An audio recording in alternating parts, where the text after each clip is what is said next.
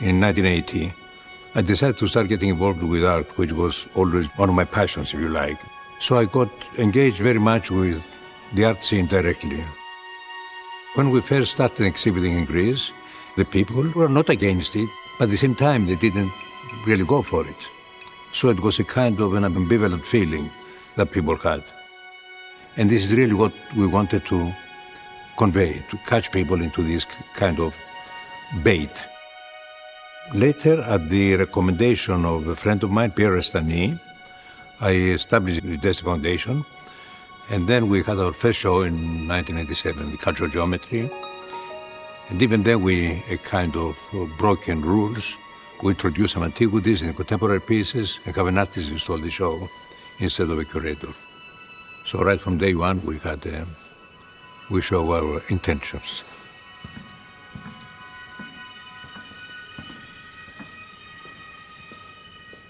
I did not start as a collector. I started the foundation way before the collection.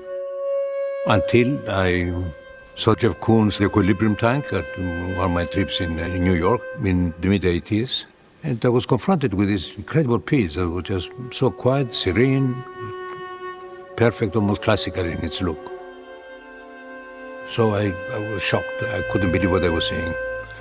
So I asked him to keep it for me, put a reserve, but I want to meet the artist to see what's it all about. And that's what triggered everything off. And, meeting Jeff, kept engaging with other friends, acquiring more and more pieces. A couple of years later, I realized I had a collection. I also realized that collection could be something different from what I thought it was. It was not about collecting trophies, but it was really about making a statement through the pieces that you acquire. The way I'm collecting is that I feel that it's extremely important and that you know the person who's behind that piece of work. Some people say that Dakis is collecting friends, not artworks. So, in a way, the collection becomes a whole world of relationships, if you like, and of artworks and of objects.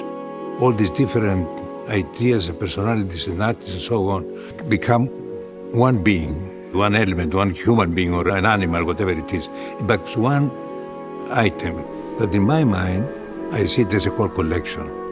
But I can obviously understand why a third person cannot connect the one painting with the other. And the shows that we do sometimes at DESTE are shows that the museum would never do. And I remember once an art curator from a museum came here. They said, Dakis, if I would put these two guys together, they would fire me. One of the principles or ideas of the collection is to collect artists in depth. So if you put all these groups of artists in depth together, they become a live organism. And this is how I see the collection. And that kind of sets it apart of buying the best of everything. That's not what I mean for.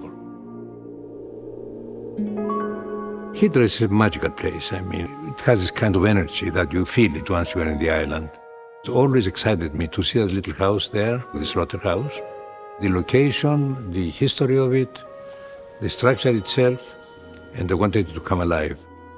And the idea was, we have a very limited budget, and we ask successful mid-career artists to do a show. And we never interfere. George Condo, when I asked him to do the show, he replied back, Dakis, who needs another George Condo show? I told him, nobody. So you better think of something. And of course, he proceeded to this completely radical show.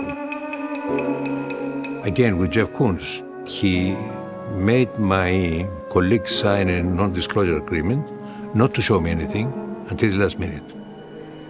So we walked in 2 hours before the opening together. I had no idea what was happening there. He wanted to give me the present of the first surprise. He wanted me to get the same feeling I got when I saw the tank.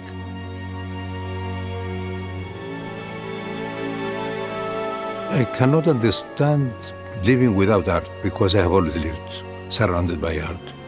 And the reason I am doing this is because it's new art, it's contemporary art, it's things that are really moving. So I move along with them and, they're always trying to be fresh and then just keep this energy going into the life and to your surroundings.